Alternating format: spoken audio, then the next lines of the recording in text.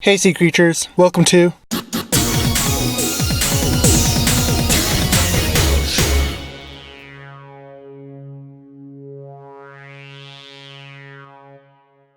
So I've spent about a week contemplating what this episode's political topic to discuss was going to be about when, out of the blue, Donald Trump, in his stereotypical self, decides to throw a figurative and baseless hate bomb at recently elected Congresswoman Ilhan Omar, and incited his crowd of supporters to chant, "Send her back!" After seeing that for the first time, I was simultaneously astonished and enraged. I wanted to do what I could to stop the hate, stop the madness, and stop the stupidity and misinformation contained within and surrounding the 45th President of the United States. So to do that, I'm going to be asking a few different questions like, how and why did the Republicans vote for Donald Trump in the 2016 primaries? How and why did the Democrats vote for Hillary Clinton in the 2016 primaries? And lastly, what information do we have on Donald Trump now that can clearly show to any rational thinking American why he is a terrible person to be at the helm of the country? Since death of a notion didn't exist in 2016, I may be a little late to the party on this topic, but better late than never. And considering my current astonishment and anger, we are still very much being affected by these decisions that I witnessed 3 years ago. So if we could just exercise a little bit of hindsight into what went wrong in 2016, perhaps we will encourage better foresight in the minds of voters in 2020. So from what I remember on the Republican primary ballot, there were 7 slots to choose from: Donald Trump, Ted Cruz, John Kasich, Marco Rubio, Ben Carson, Jeb Bush, and a slot to write in the name of any enlisted candidate. And from what I remember in the media for the Democrat primary ballot, there were only 2, maybe 3 people on the ballot by the time of the primary election: Hillary Clinton, Bernie Sanders, and maybe Martin O'Malley. When you look at the 2 ballots side by side, the reasons of why it turned out this way are different. The Democrat Party ballot was fair and simple, and the differences in the top 2 candidates' platforms were different enough to merit meaningful and legitimate debates. But I believe a key reason why Hillary won the primary was because she was a woman. From several Democrat voting individuals I have talked with no contact with each other, they described a list of diverse qualities they want to see in a president. Alright, we voted for a black man. We have proven that our party is not racist. Now we gotta vote for a woman to prove that we're not sexist. Then we're going to vote for a gay person to prove that we're not homophobic. Then a Muslim to prove we're not Islamophobic. And since Hillary was a woman, the next priority on the list, she won the hearts of those simple voters whose primary goal is to make sure the list becomes reality. I'd guess that being a cis white male in the 2016 Democrat culture's overcompensating desire for diversity is a significant factor in what prevented Bernie from getting the nomination, and why I predict as of now that Elizabeth Warren will be a force to reckon with in the Democratic primaries of 2020. The Republican primary ballot had a whole different issue going on. Too many brands of barbecue potato chips trying to take on the big bag of Cheetos and refusing to back down to let one of the other barbecue chips get their vote. The top 3 runners up to Trump were very similar. Rubio and Cruz were nearly indistinguishable on their platforms, and Kasich himself was different only on a couple of points. I believe if Kasich and Rubio chose to concede before the election, we may have had a different story to tell today. Personally, I voted for Rubio. If he wasn't there, I would have been okay with Cruz. Heck, every candidate on that ballot I would have voted for before I gave Trump my vote. So Trump had 2 big things going for him in the primaries. One was he was already well known in the public's eye, usually from the TV show The Apprentice. And for all of the people dissatisfied with Barack Obama as president,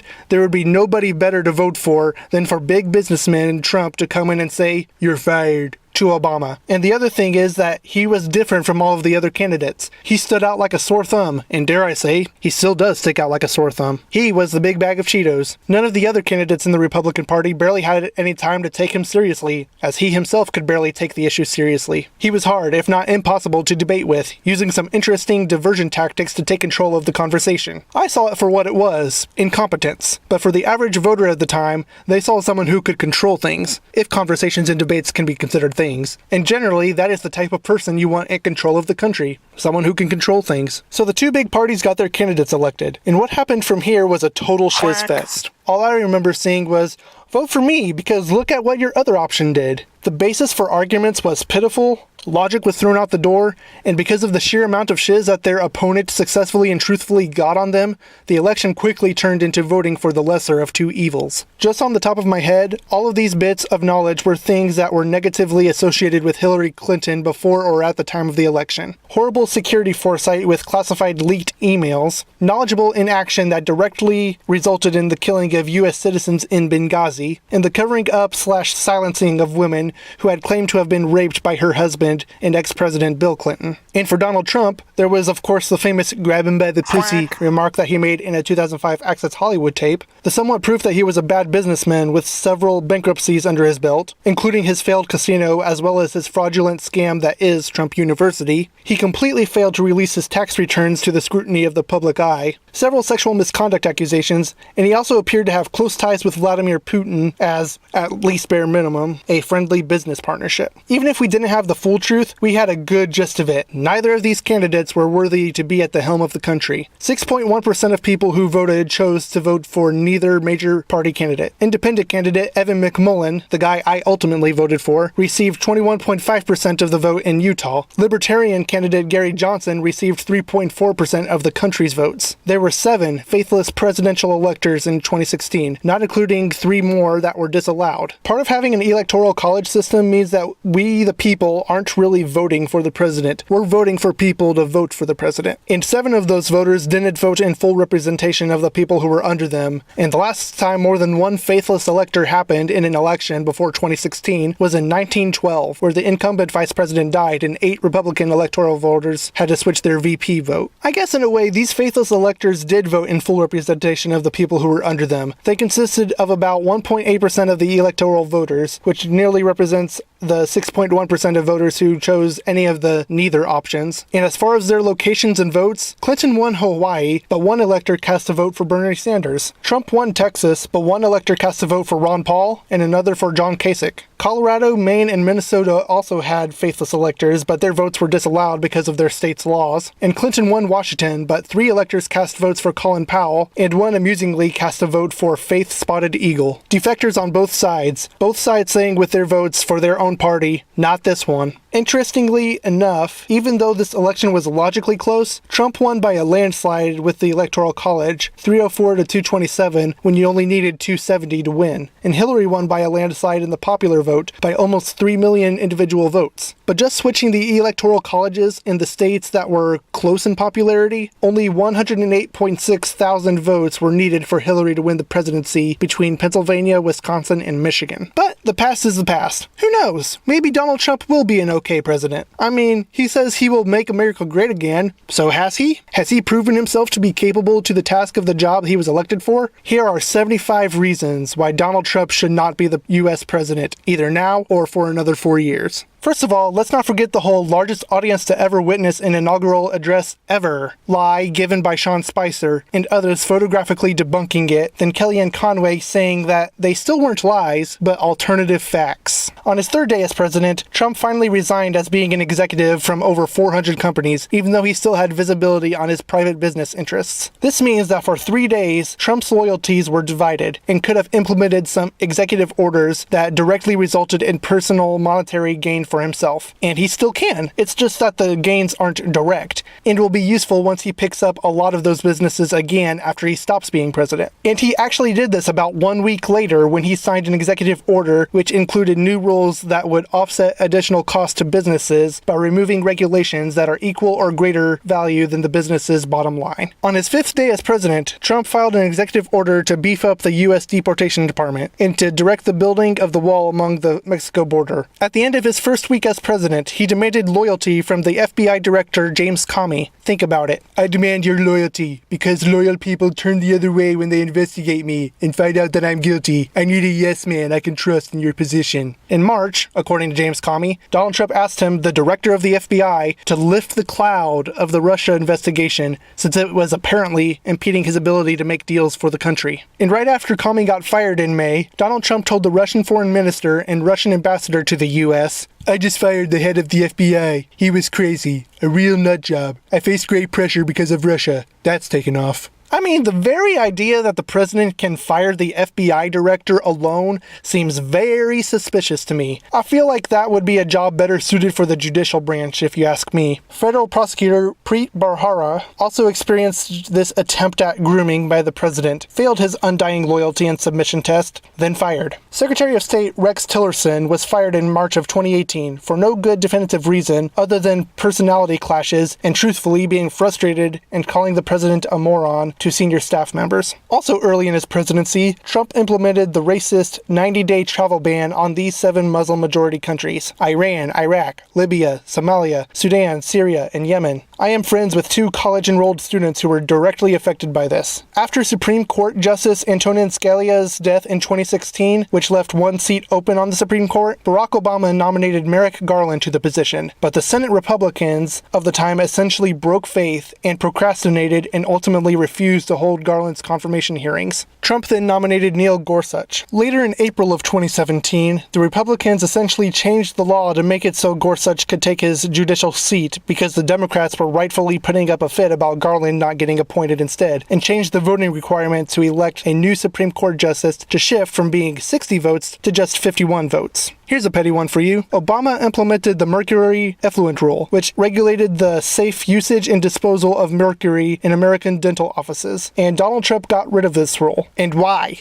Seriously. It is common ducking sense. Something so simple to get, it shouldn't even be a political issue. Most likely to remove a lot of the things that Obama did while he was president, and that is just petty and childish. He also rolled back the teacher preparation rule, an Obama policy that ensured that teachers were actually qualified to be teachers. And he also rolled back the School Accountability Act, which kept school funding fair and more evenly distributed between schools, and its removal may have negative implications for schools in poorer areas of the country. He also signed a bill that killed the Fair Pay and Safe Workplaces regulation. Another thing that should be common sense removed from the law books, only because a black man signed it before him. Rather than list all of them, I'll just tell you that there are 15 of these Obama-era regulations that were removed by Trump. He tweeted this infamous tweet in February of 2017. The fake news media, failing New York Times, NBC News, ABC, CBS, CNN, is not my enemy. It is the enemy of the American people. In February of 2017, the Trump International Hotel received between $40,000 and $60,000 for hosting an event held by the Embassy of Kuwait, and it violates the Foreign Emoluments Clause of the Constitution. In June, the same hotel received $270,000 in payments from the Kingdom of Saudi Arabia for rooms, food, and parking,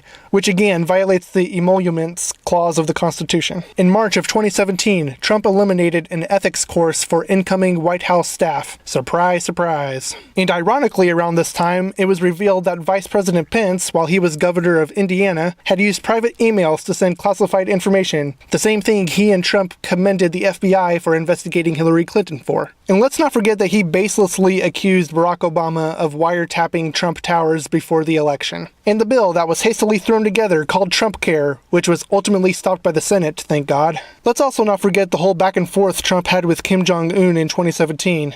Gosh, this child of a president had me on my toes with that one.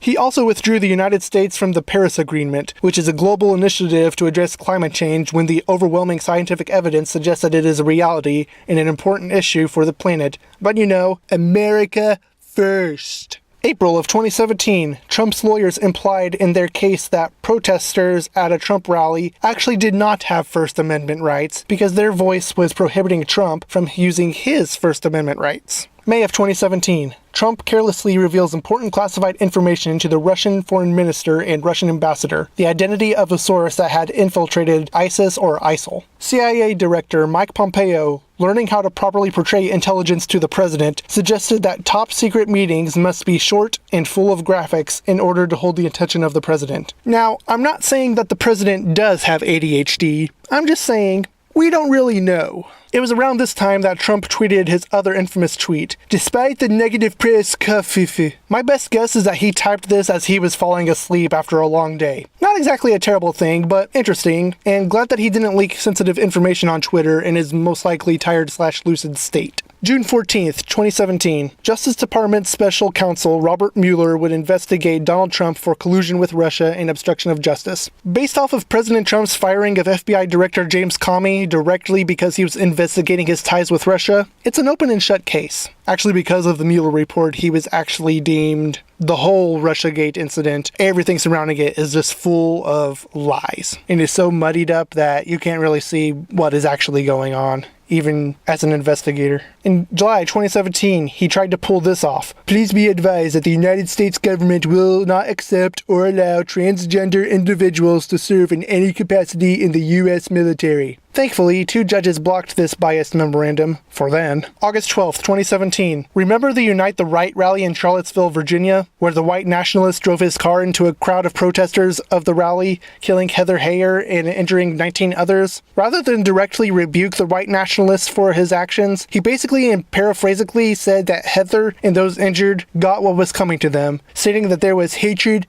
bigotry, and violence on many sides. To condemn innocent victims of a white nationalist attack is as politically accepting of the white nationalists as one can expect in the current political climate. This is an interesting one I didn't know about. On August 15th, 2017, CEOs were resigning from his American Manufacturing Council in response to Trump's handling of the Charlottesville rally. And he tweeted, "For every CEO that drops out of the Manufacturing Council, I have many to take their place. Grandstanders should not have gone on. Jobs." And then the next day he dissolved the American Manufacturing Council. Jobs. But he did have time to lament the removal of Confederate monuments, so there's that. According to a Washington Post analysis in October of 2017, fact checkers found that Trump had made 1,318 false claims in his first 263 days as president. That's impressive on a number of levels. November 2017 cabinet update. Trump has yet to hire 75% of the slots open in the State Department that need Senate approval. That's right, ladies and gentlemen.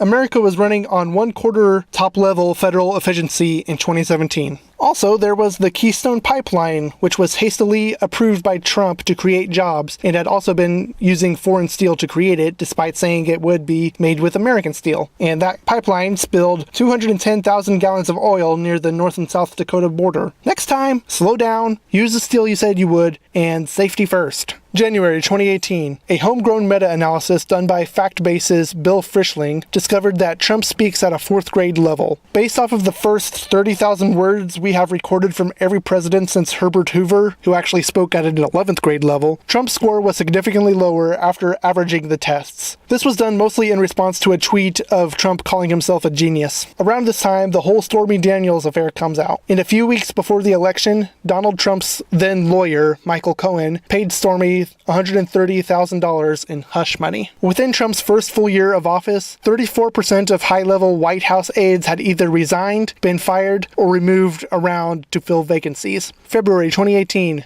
Donald Trump declassified and publicly released the Nunes memo, which cherry-picks and pre-concludes that Trump clearly did not collude with Russia, and that there was no obstruction of justice, he said in a tweet. But again, firing the main guy whose job it is to investigate you is very much a clear obstruction of justice. But hey, this president isn't all bad. 1 year after removing one of the laws that Obama implemented, he re-implemented it himself and actually expanded it. Good for him. It only took him a full year to get something right. He should probably do this about 14 more times. When the Parkland school shooting happened, Trump said in a tweet, "The FBI couldn't find the school shooter because they were spending too much time on the Russia investigation." 17 people on American soil dead, and he makes it about the Russia investigation? Learn some finesse, man. After special counsel Robert Mueller filed charges of tax and bank fraud against Richard Gates, the former deputy chairman of Trump's campaign, he pled guilty to 1 count of making a false statement to investigators and 1 count of conspiracy against the United States. And please let's not forget the long and useless and futile tariff war we had going on with China. Apparently, in early March of 2018, the Trump Organization at least attempted to order new T markers that bore the official presidential seal for one of their golf courses. And I'm pretty sure this violates the law, since the official seal may not be used for any commercial purposes, but for official government usage only. Not a big deal, but it's still illegal, and he should have known better. A week later, the House Republicans gave the official declaration that the Mueller investigation had failed to find any collusion between Trump and Russia, even though the statement was reviewed by 0 Democrats on the House Intelligence Committee before its publication. So the Republicans shut it down prematurely in order to give this statement, and as Democratic Representative Adam Schiff said, it was leaving questions unanswered, leads unexplored, countless witnesses uncalled, and subpoenas unissued. And trying to push forth adding a citizenship question to the 2020 census, that's a bad idea. You want to maximize individuals' motivation to respond to the census, and adding a citizenship question would very much discourage non-citizens from answering, whether they are legal or not. Too much data skewing for important data. Then in April 2018, Donald Trump's lawyer Michael Cohen's office got raided by the FBI. For a while after the raid, Trump was considering the dismissal of both Robert Mueller and Rod Rosenstein, but I guess he knew that would definitely not have ended well for him. May 16th, 2018 is when the Democrats were able to punch back for the prematurely closed House intelligence investigation and said on the Senate Judiciary Committee, along with 2.5 thousand pages of testimony providing multiple anecdotal interview evidence, that collusion between Trump's presidential campaign and Russia occurred. 9 days later, he made 3 executive orders that made it easier to fire federal employees, as if that man needed additional help firing people. In June, a well-reported Politico article says that Trump routinely tore up papers he received, which resulted in government officials having to tape the papers back together to ensure that Donald didn't violate the Presidential Records Act, which states that the White House must preserve all memos, letters, and emails and papers that the president touches to keep in the National Archives. Shall we forget the horrible, inhumane way that illegal immigrants have been rounded up and detained in the country, or the kids in these detention centers having to take care of other kids? There has got to be a better way of enforcing the illegality of immigrants, because this is inexcusable. July 2018. Remember that press conference with Vladimir Putin when Trump sided with Putin's word of mouth over American intelligence? They said they think it's Russia. I have President Putin. He said it's not Russia. I will say this. I don't see any reason why it would be. I have great confidence in my intelligence people, but I will tell you that President Putin was extremely strong and powerful in his denial today. August 2018. Paul Manafort, Trump's former campaign manager, is convicted on 8 counts. 5 counts of tax fraud, 2 counts of bank fraud, and 1 count of failure to disclose a foreign bank account. So, Mr. President, if investigations by Mueller's special counsel were indeed an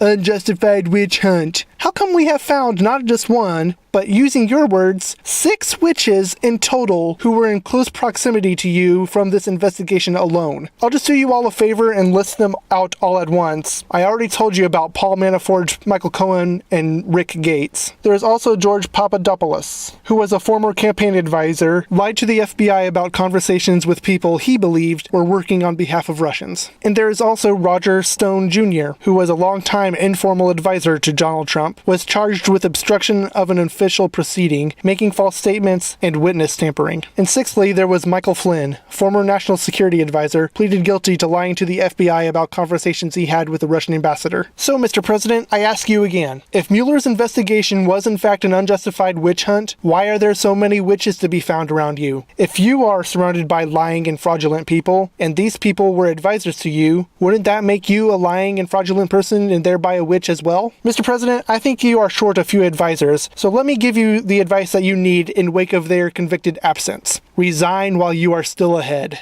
America is done with your bullshit. No more claims to fake news, because you have already made it perfectly clear that you are a liar on many accounts. So why not be suspicious that the most popular counter-argument you can give about negative claims about yourself are also false? As I would say, oh, he said fake news, so it must be true. October 2018. Apparently, the Senate voted 51-49 that the controversy surrounded Brett Kavanaugh would become the person to replace the longtime swing voter on the Supreme Court, Anthony Kennedy. If only 60 votes were still the threshold of votes required for confirmation. The Trump administration showed support for the Saudi Crown Prince Mohammed bin Salman, who had been linked to the murder of journalist Jamal Khashoggi. End of October, President Trump all but says that we should do away with the 14th Amendment, which would do away with birthright citizenship, and more specifically, to prevent the children of illegal immigrants to have an instant path to citizenship. November 2018. Attorney General Jeff Sessions resigns at the request of the president, and this is just an acute observation of mine. This could be just a bit of unjustified scapegoating in response to the Democrats winning the House in the midterm elections of 2018. November 22nd. Trump authorizes lethal force if necessary at the U.S.-Mexico border. President Trump agrees to shut down the Donald J. Trump Foundation, following an investigation by New York State Attorney General Barbara Underwood, which found a shocking pattern of illegality involving the Trump Foundation, including unlawful coordination with the Trump presidential campaign and repeated and willful self-dealing. Sounds about right. And let's not forget the government shutdown that lasted for 35 days days between December 22nd, 2018 and January 25th in 2019. This shutdown was bad and childish and caused 800,000 federal employees to go without pay during this time. During this time, Trump entertains the Clemson Tigers, the 2018 college football playoff national champions, at the White House with a menu of various fast foods. I'm guessing unpaid federal caterers didn't like not getting paid, and Trump had to make a quick fix. Another observational, opinionated guess on my part. Also during this time, the Supreme Court rules that the Trump administration's limiting of transgendered individuals from the military is allowable. This is only possible due to the imbalance of 5 conservative judges on the Supreme Court panel. And also during this time, Trump makes history by being the first president in history to not be invited to a State of the Union address. Nancy Pelosi and the Democrats stood their ground for themselves and for their fellow federal employees in opposition to Trump's childish government shutdown, and it kind of worked. In March of 2019, the Mueller investigation results come out. No collusion with Russia on Trump's part is found. And as far as obstruction of justice goes, it's inconclusive. And I'll say it again. It actually is conclusive. Firing the director of the FBI while they are investigating you is very much obstructing justice. I know that's a little outside of the box of what the initial investigation was going for, since Mueller was specifically focusing on the Russia part of the scandal and Trump's direct involvement thereof. If, however, the investigation or the purpose of the Mueller report was to investigate Trump on how he had dealt with all previous investigators of his ties to Russia, the inconclusiveness that was stated most likely wouldn't be there. In May of 2019, President Trump enacted executive privilege over the whole of the Mueller report. Now, this isn't obstruction of justice since the report was available to people for 2 months, and this isn't an investigation per se, but it's still hecka suspicious to do that. In June of 2019, Trump officially started his 2020 campaign and said in Orlando, "If elected to a second term, we will cure cancer and ends AIDS, and come up with the cures to many, many problems, to many, many diseases." To which I say, why not prove it now while you are the president? If it's that easy, do AIDS now before the election, then do cancer and the many, many diseases afterwards,